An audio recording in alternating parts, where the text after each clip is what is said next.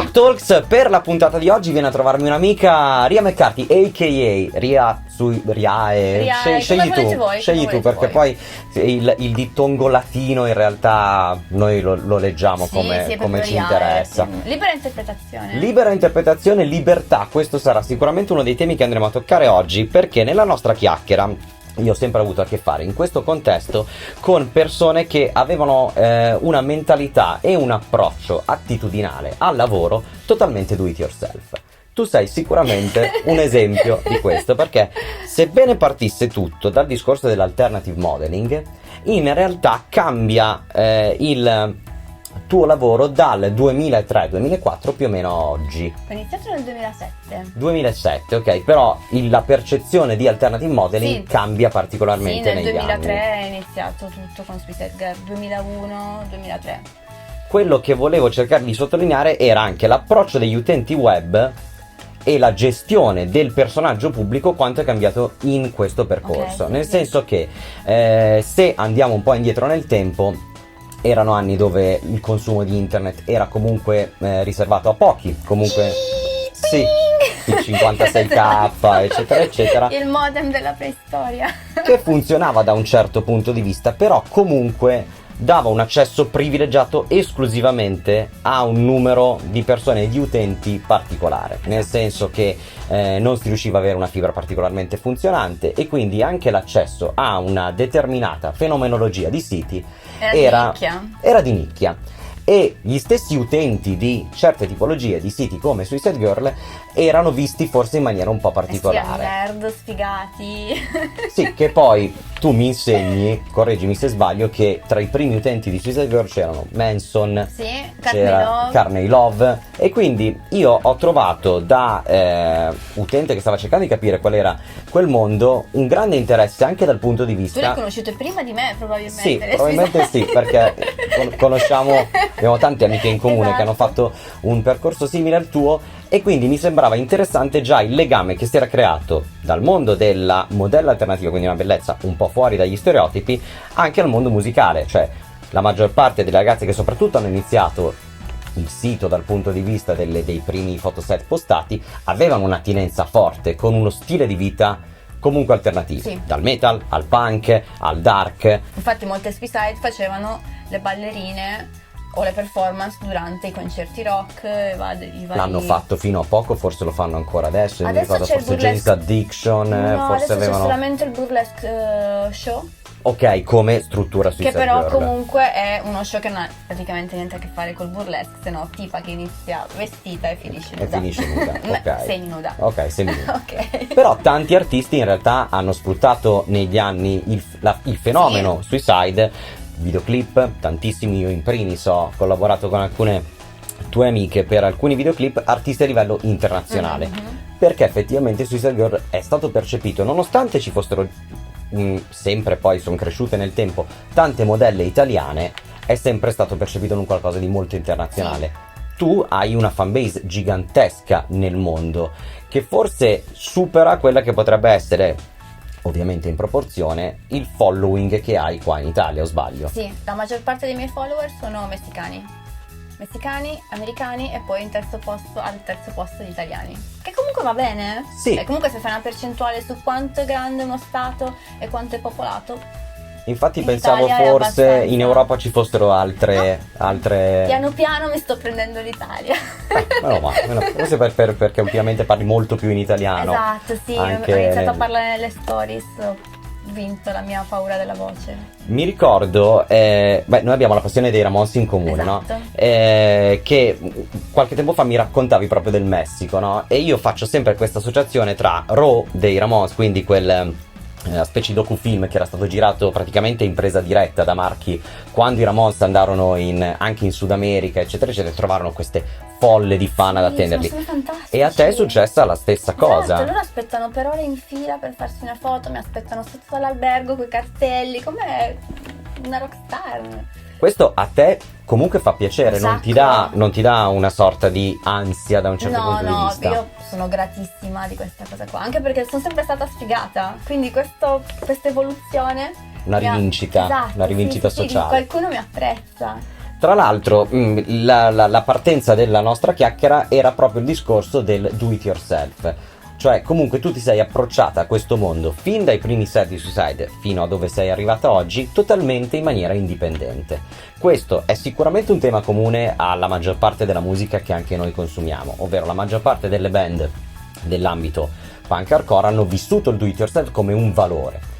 Un valore che forse nel tuo ambiente diventa anche forse una sorta di cupola protettiva rispetto a quello che potrebbe essere l'approccio classico di una modella che si dà, permettimi il termine, in pasto a determinate agenzie, a determinati agenti e poi cerca in qualche modo di trovare la sua dimensione. Come mai tu hai scelto di rimanere totalmente indipendente nella gestione del tuo personaggio? Perché allora sono un prodotto difficile per l'Italia, comunque, perché faccio le foto nuda, perché non sono un influencer come magari modella normale, non lo posso essere perché sono troppo bassa. Giocatore NBA, troppo. Stesso problema per l'altezza, anch'io, sì. Sempre.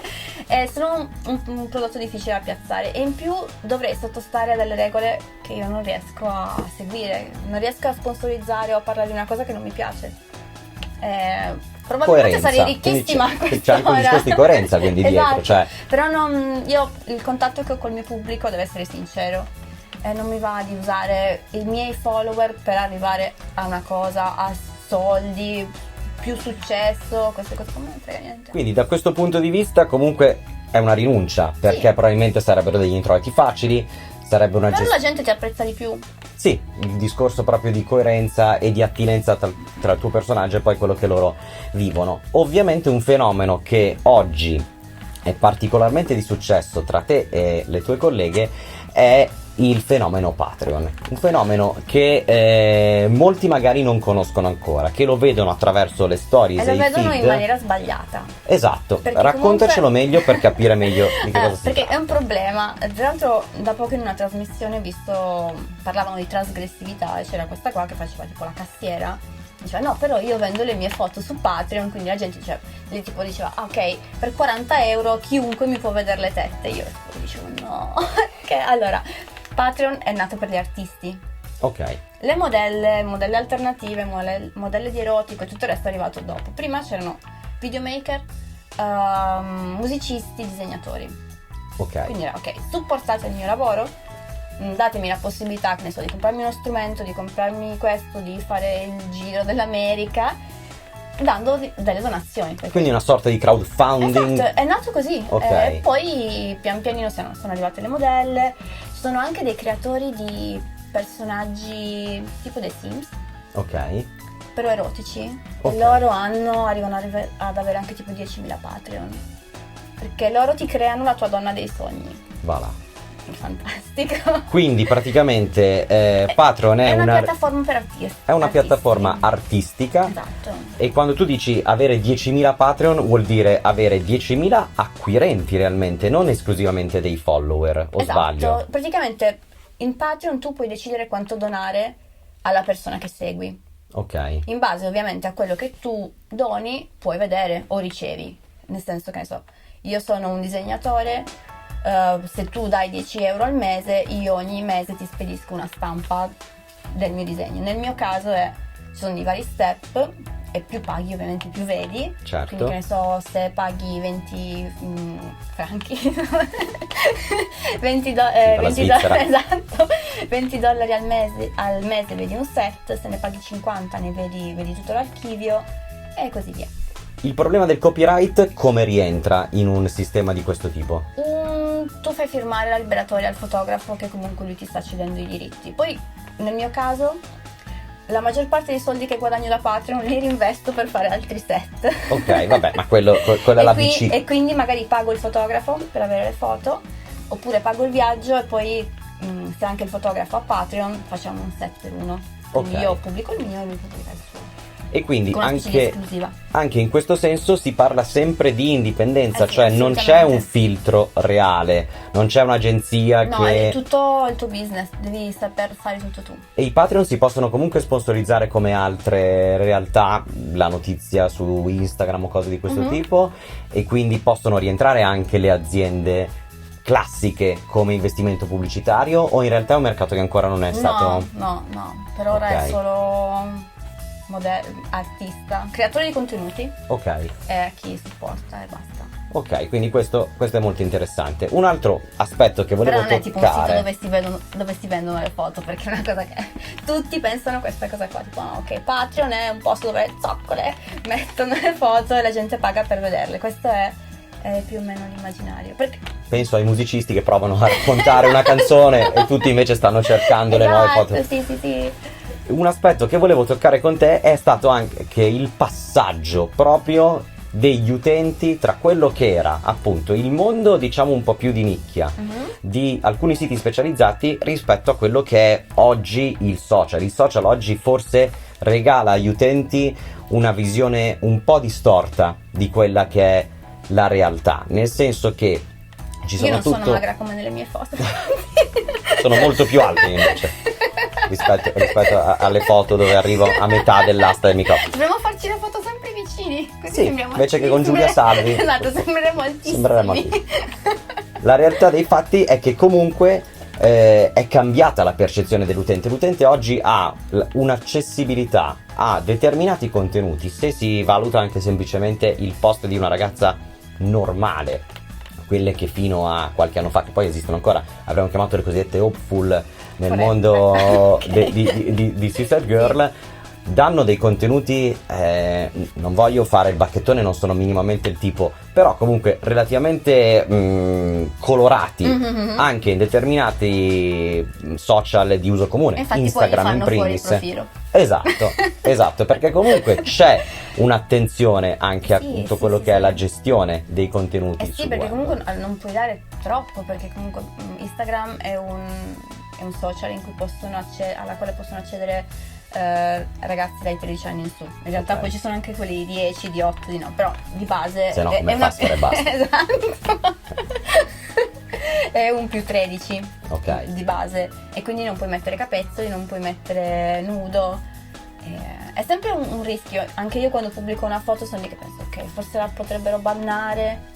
No, va liscia. Adesso andrò a controllare e mi avranno bannato il profilo subito dopo la pubblicazione di questa intervista. Dopo questa cosa qua. L'ultima cosa che vorrei chiederti a questo punto è tu hai tante esperienze in questo campo, è da tanti anni che lo fai, mi immagino però chi vorrebbe intraprendere questa strada, una strada particolarmente difficile, forse più oggi di ieri, non soltanto per la quantità del prodotto che viene offerto, ma anche per la possibilità di gestione. Cioè abbiamo detto che ci sono tutta una serie di canali totalmente open, ci sono una serie di canali privati e poi c'è ancora forse il vecchio concetto di alternative modeling, siti specializzati. Sister Girl ancora esiste, sì, va alla grande e va ancora molto bene. Il consiglio per una ragazza che vorrebbe in qualche modo ricalcare le tue orme o quelle di altre ragazze che hanno avuto particolarmente successo. Adesso è veramente difficile, perché comunque prima è proprio una cosa di nicchia, anche avere tanti tatuaggi, essere carina e avere i tatuaggi è comunque una combo abbastanza difficile prima, perché se eri una bella ragazza non ti rovinavi. Ok, adesso è comunque il tatuaggio è sdoganato. Sì. E anche il nudo è sdoganato. Grazie calciatori, sì. Serie A. Sì. E anche giocatori di basket. Sì. Vedi, ora non demonizziamo solo il calcio. No, per carità, però più forse in America che da noi. Da noi sono ancora abbastanza clean. Sì. Però sì, quello sicuramente ha aiutato a sdoganare. E quindi adesso è più difficile, cioè comunque c'è molta più competizione.